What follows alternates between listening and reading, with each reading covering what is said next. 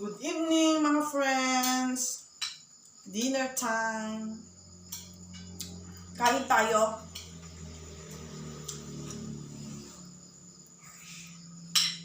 Init. Tapos, coffee. Ang sabihin ko naman ngayon mga friends dapat yung mga mother, yung mga nanay dapat masaya lagi. Kahit mahirap ang buhay, kahit wala nang saing, ganon. Dapat nakangiti pa rin. Hindi yung parang Biyernes Santo yung mukha. Pag ganon ang itsura mo, pati na yung mister mo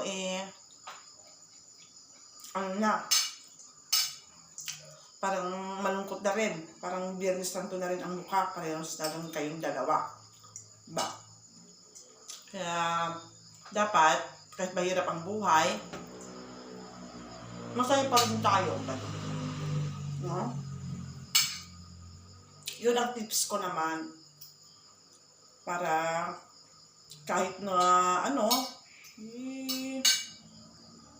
maging okay pa rin tayo.